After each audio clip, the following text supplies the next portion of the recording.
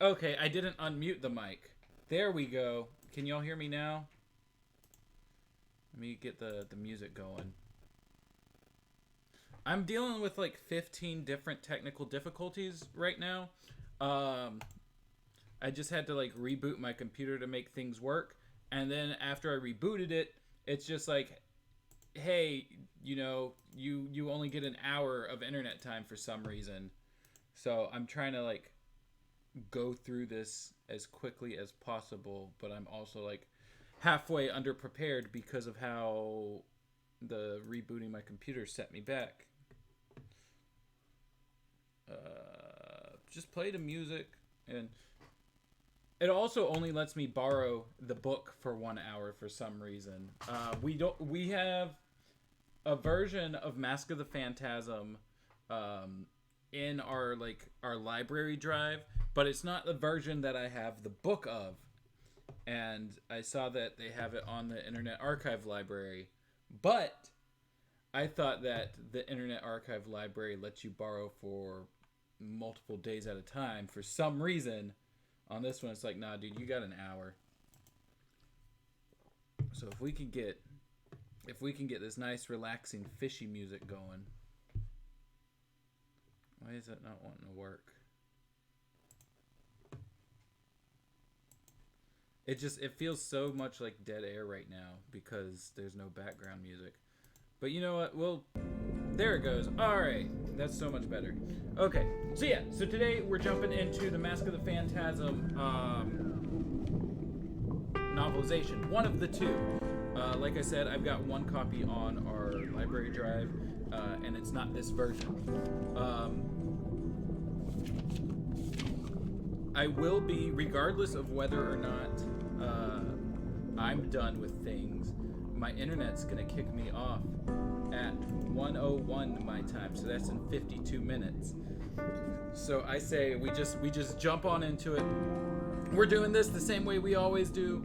We're reading, we're taking notes, all that fun stuff. Let's go.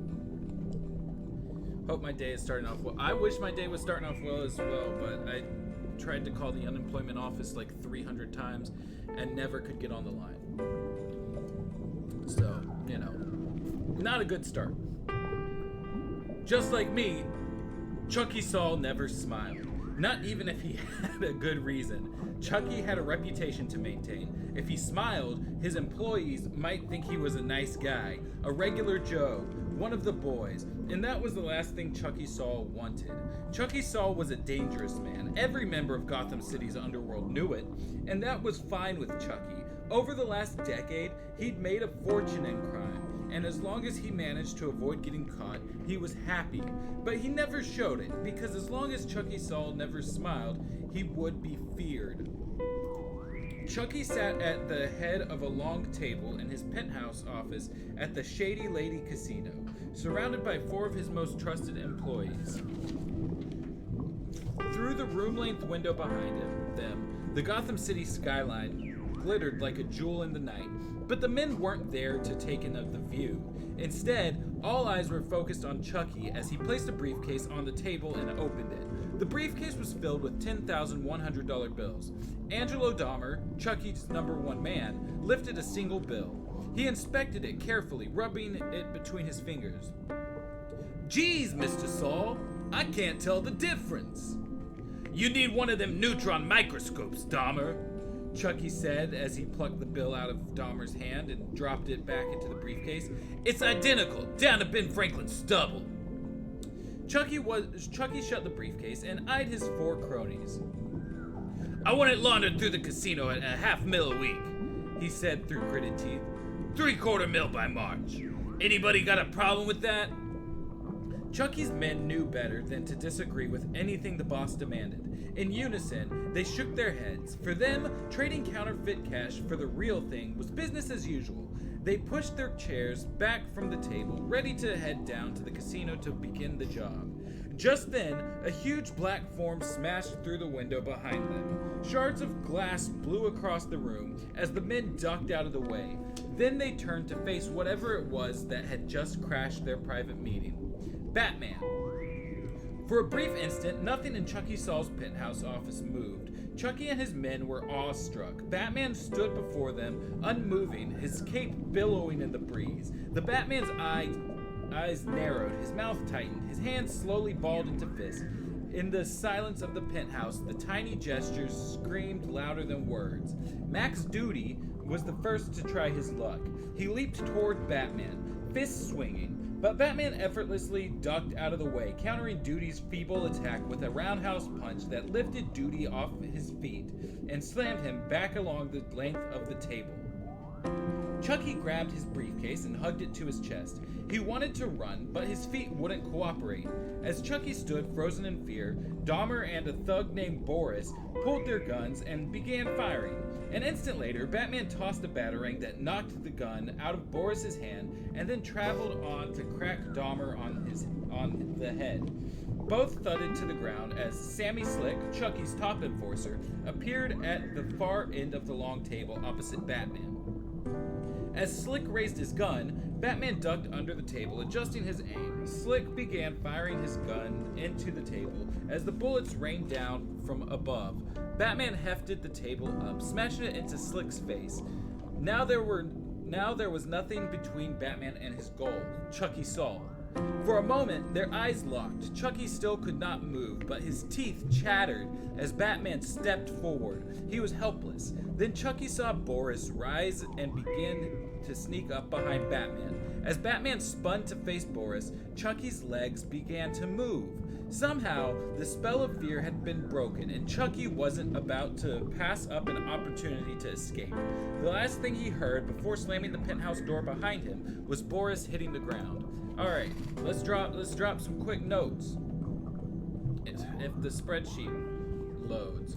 I think so far I don't think all of these thugs had names in the movie. So that's an interesting addition. Makes it easier to track them whenever we make our encyclopedic site. And it's still loading the spreadsheet. Jesus Christ. Speed reading time, RIP. Hi, hello there. Hi, everyone. Hello. Lots of hellos. Hello! How are you all doing today? Hopefully better than my internet.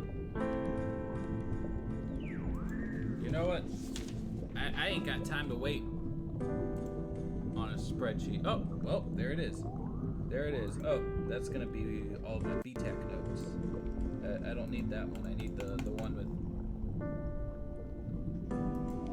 the one with Batman the Animated Series novels. Please move over. It says it's working. VTech novels.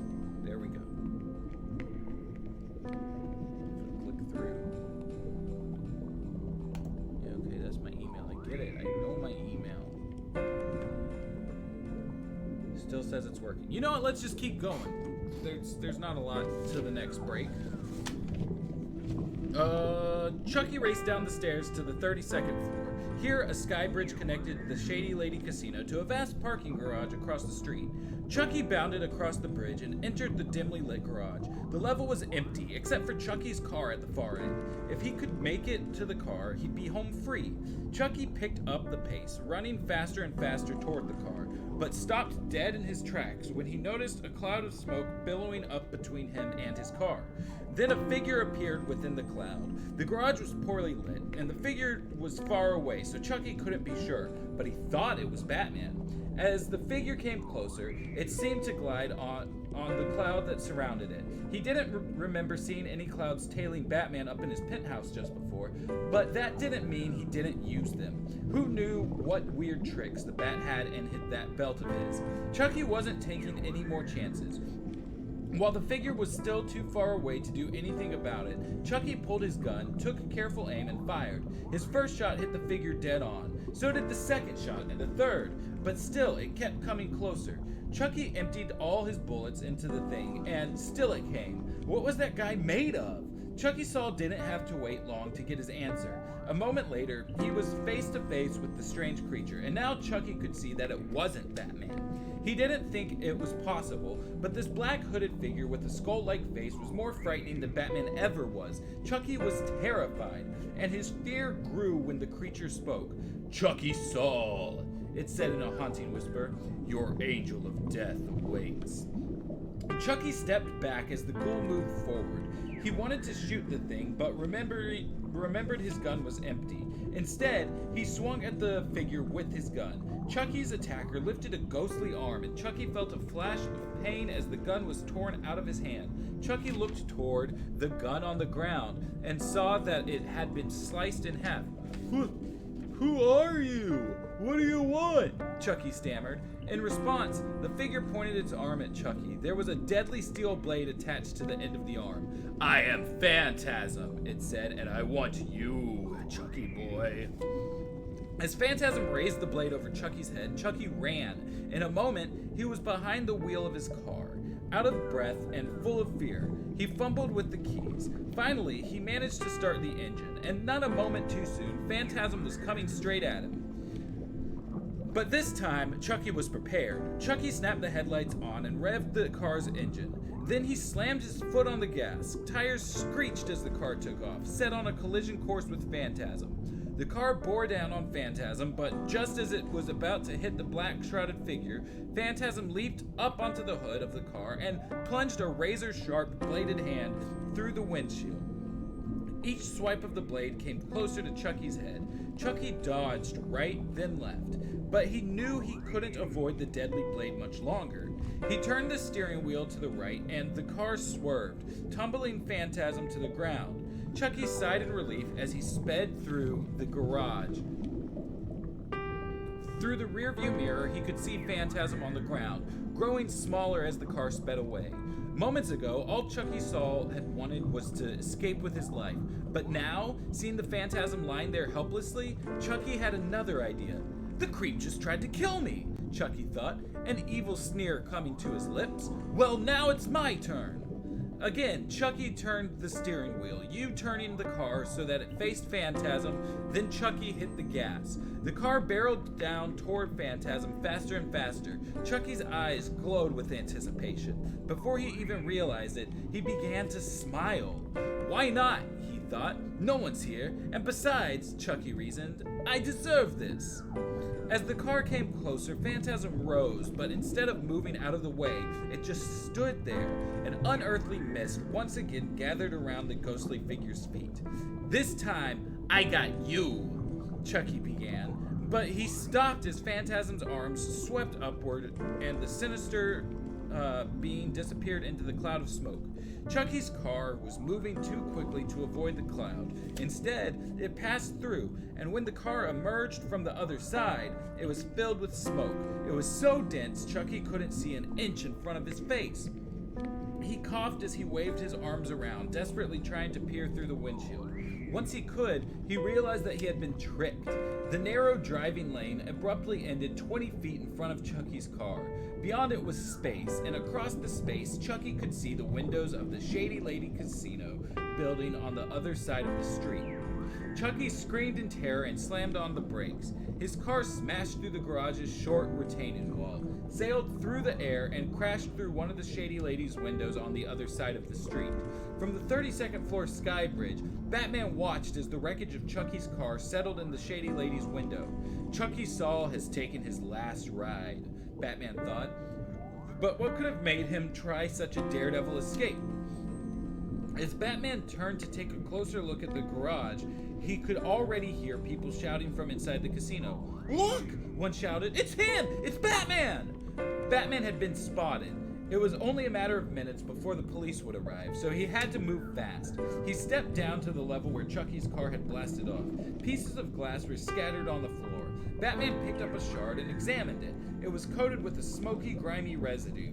Thinking it might offer some clue, Batman placed the shard in his utility belt.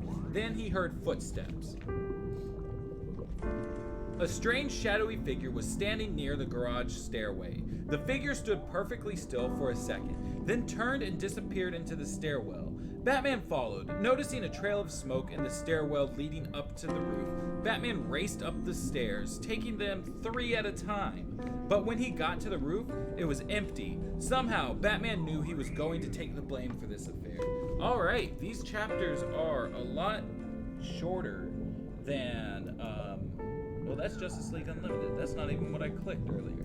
These chapters are a lot shorter than Rise of Senzu chapters, so that's nice. Maybe it won't take too long to get through this book, which is full of information we already know. I don't know why people I don't know why people voted for this one, as if, you know, we haven't already seen the movie. I don't know how much extra stuff they're expecting. So I guess I'll do notes in between chapters. For those of you who haven't joined us before, out of like intimidation for being halfway through a book already or what have you, basically we just kind of go through these books and take notes of like anything that would be like encyclopedic type stuff. This guy's name was Duty. Let's see, Boris was mentioned, and then there was one more. It's like a slick something or other. What would they call him? Where did he go? Sammy Slick. Yeah. So basically, we take notes of anything that like you would typically see on like a Wikipedia page and or like stuff for the timeline. I don't know why this one doesn't have all the normal stuff that we have. I guess I don't have. Oh, probably because this specific page was made when I was doing the Batman and Mr. Freeze on my own channel. Let's add columns for locations and objects.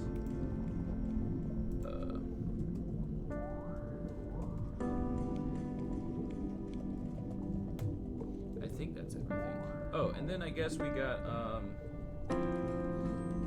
Benjamin Franklin was mentioned. Locations, we had Gotham City, and we had the Shady Lady Casino.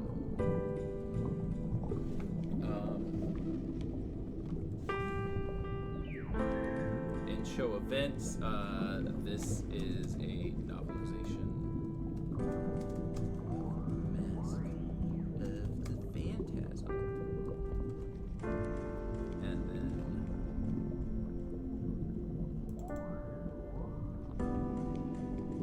go ahead, fit the.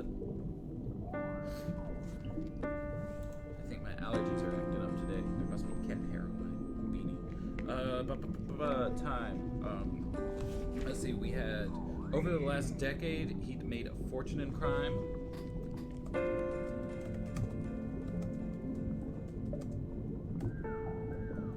I'm just gonna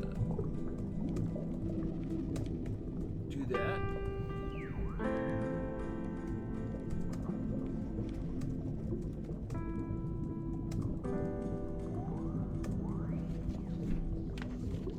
And then we've got, I want these laundered through the casino at $500,000 a week.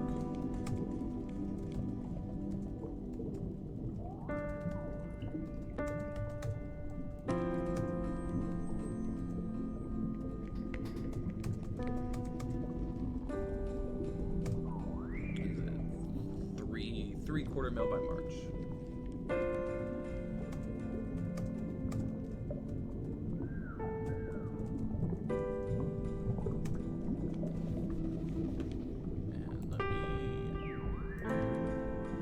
Some text wrapping.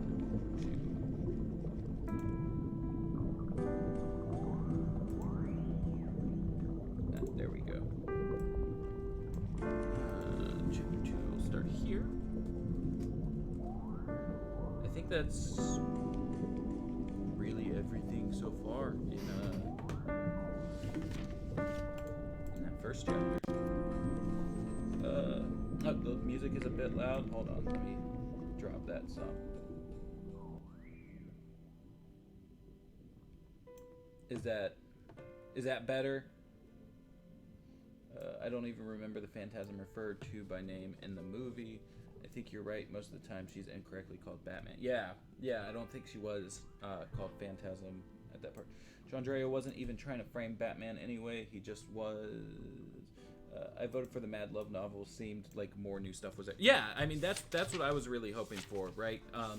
From what I understand, there's like an appearance of Baby Doll in that novel. Like, it goes much deeper into like the flashback stuff. I read the first chapter of it on my own, and like it's got like Harley as a child. So that's what I was really looking forward to reading. But the people spoke. I voted for the Mad Love novel, so I guess I can't complain about getting a bunch of repetitive information, but at least that book could give us more insight into Harley's psyche, which I doubt will happen that much with Andrea here. Hey, good job, Robin. Thank you, United PIB, for joining in. What would Mask of the Phantasm be like if Robin and Harley Quinn were in the movie? I don't know. It'd be like Mask of the Phantasm, but different, I guess.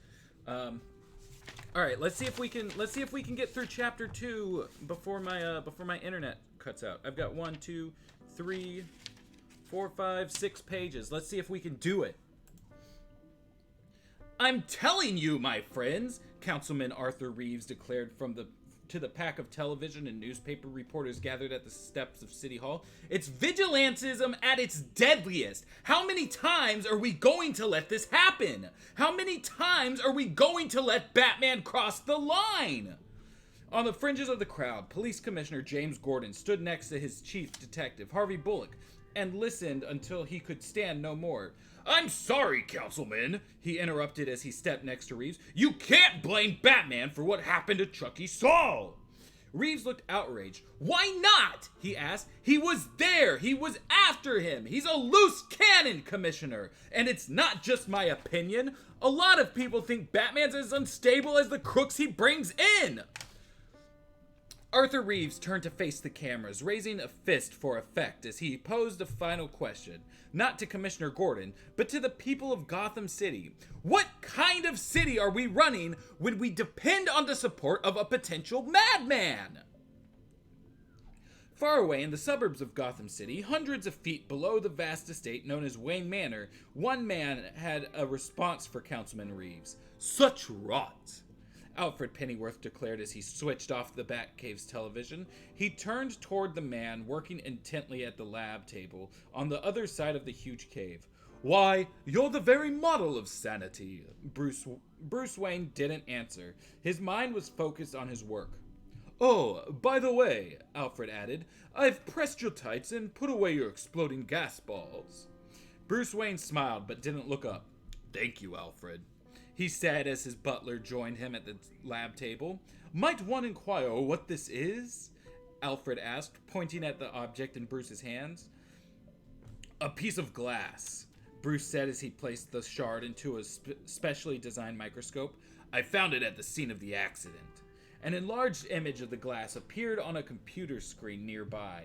As Bruce tapped on the computer's keyboard, the magnification increased until he could see the chemical makeup of the greasy substance covering the glass. Bruce mused. There's a chemical residue baked onto it. Some kind of dense, long-chain polymer. Of course, Alfred agreed, humoring his boss as he headed toward the spiral staircase that led up into Wayne Manor. Bruce had scheduled a party for the following evening, and Alfred had to prepare for it. He had more important things to do than stare at dense, long-chain polymers. The twin-engine plane swooped down through the skies over Gotham City. Inside, a woman spoke on a cellular phone as she absently thumbed through the latest issue of Fortune, the one with Bruce Wayne on the cover. It'll be good to see you again, Arthur, she said.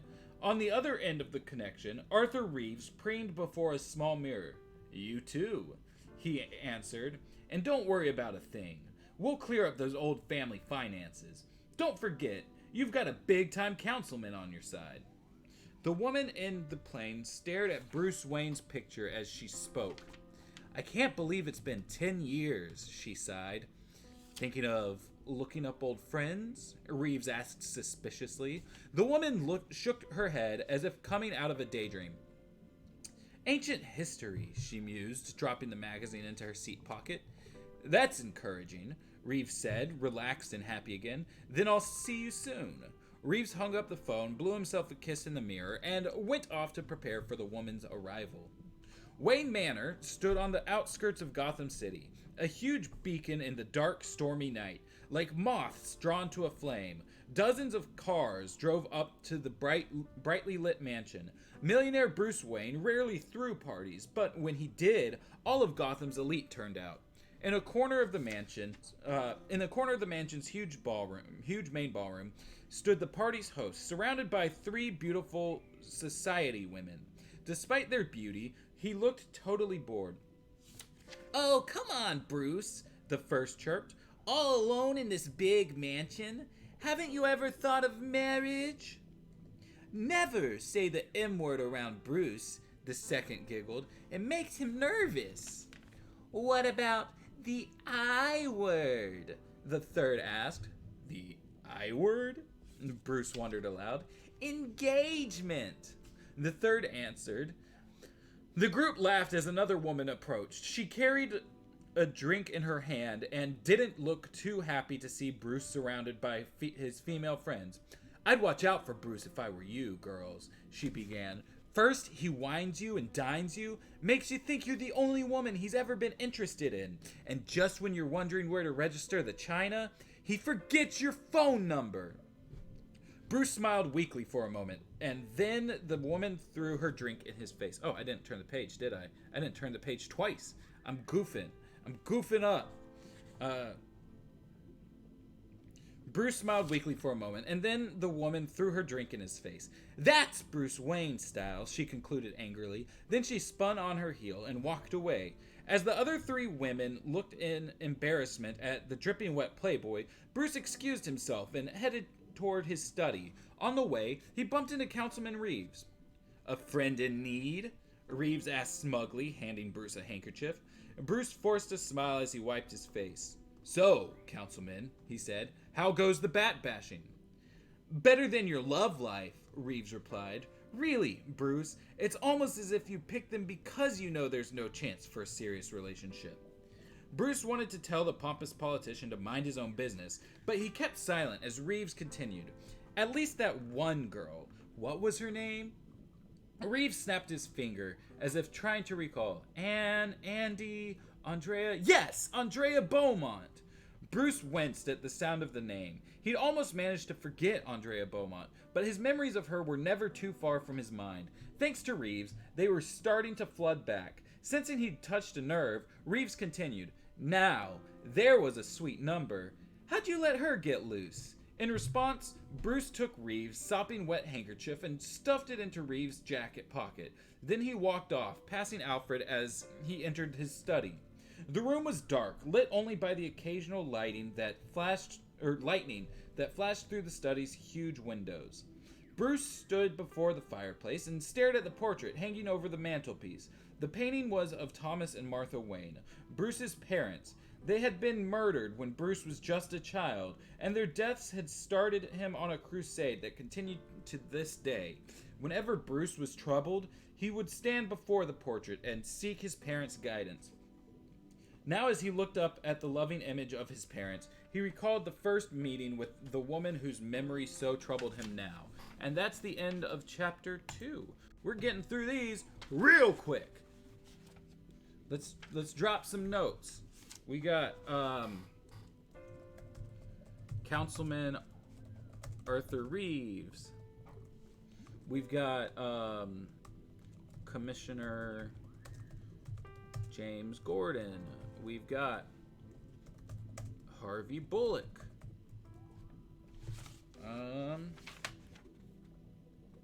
Then we had Alfred.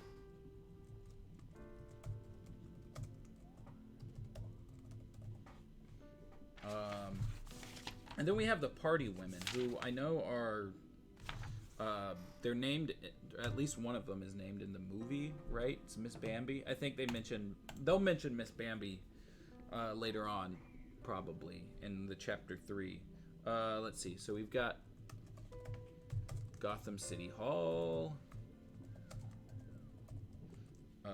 We have Wayne Manor. And we have the Batcave. Oh, you know what? We also... Thomas Wayne as a portrait. Martha Wayne as a portrait.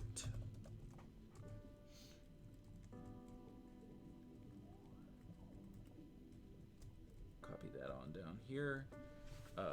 Let's see. There was pop culture. We had the Fortune magazine. It was still mentioned to be Fortune. Let's see. We had something. We had a mention of 10 years somewhere. Oh yeah. Okay, there it is. I can't believe it's been 10 years, and that is on page 14. And then we had where'd it go? I like that there's a TV in the Batcave, because that implies someone had to install cable in the Batcave. And I'm wondering how he got around that in the 90s. Bruce had scheduled a party for the following evening. There it is.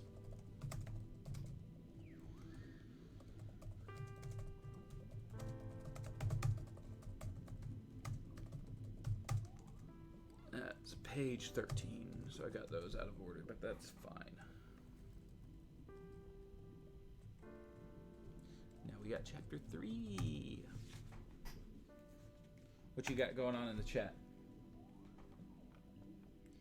See, all that sounds awesome. Hopefully the Mad Love novel gets chosen next. I think I might forego the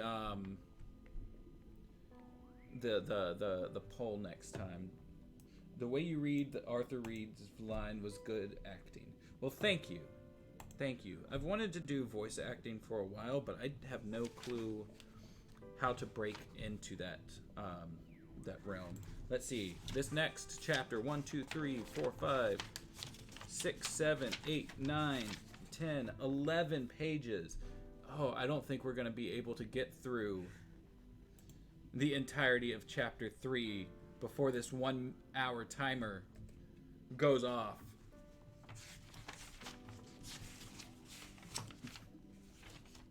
There's a break a couple pages down, so we might I don't know, because then that makes it weird for James to try to split it up next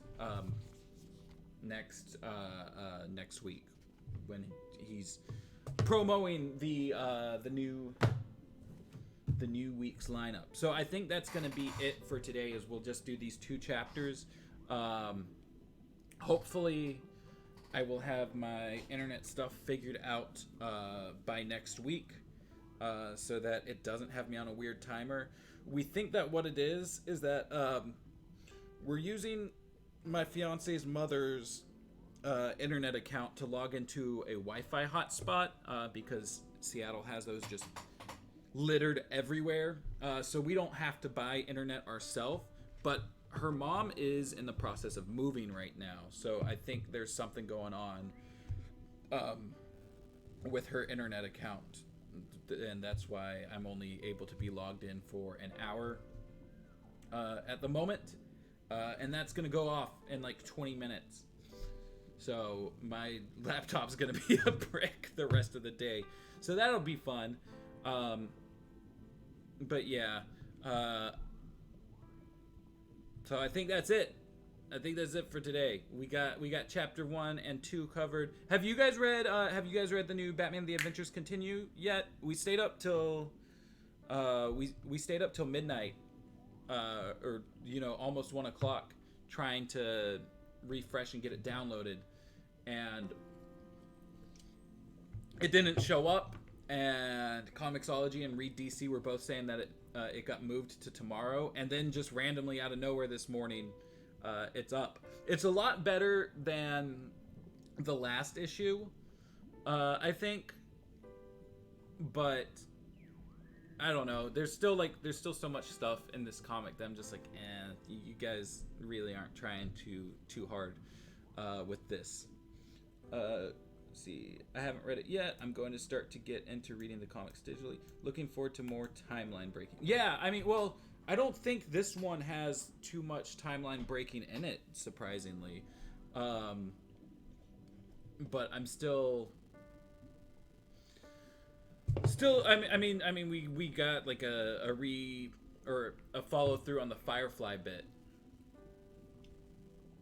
But other than that, I don't think there's much timeline breaking. I was scared that they were about to throw some stuff from Batman Teenage Mutant Ninja Turtles adventures out of being viable canon. But luckily they didn't go that route. But yeah, I think Ted just woke up to read Batman Adventures Continue, and we got through 2 chapters today. It seems like if I get my internet working better, we'll be able to go through 3 at a time. So this shouldn't be nearly as long of a haul as Rise of Sinzu was, because there's what, 17 chapters, so that would leave us, like, if we go 3 at a time, that's 5 more weeks. That's not bad. Maybe some of the chapters will be even faster, you know. Maybe we'll be able to do 4 at a time and just narrow it down to like 4 weeks. Who knows? All I know is that I can't do any more chapters today, which is a shame because we didn't even hit the hour mark. But I know that, like, if I start the next chapter, it'll cut off halfway through. That's all right. I've got other stuff that I gotta get done today. I was saying this earlier. I was up at like 8 in the morning trying to get through to the unemployment line, because every day it takes me a long time, and then finally I get through, and then they say, oh, call back and ask for this person tomorrow, instead of just taking me to that person, you know, that day. And today I tried to call like 302 times and never could even get through to the hold line. So it's been a hell of a time. But it is what it is. But yeah. So I'm gonna go ahead. I'll get off of here. I gotta go buy a new coffee pot today. My cat knocked it over while he was on his little kitty drugs yesterday. So I gotta go buy a coffee pot. I gotta go get him his medicine. And so yeah, gotta do this Batman Adventures Continue stuff. So y'all have a good day. I love you all. I'll see you next week. Thanks for bearing with the what you call it, the technical difficulties. And I'll see y'all around in a week, or in the Discord, or whatever. Love y'all. Take care.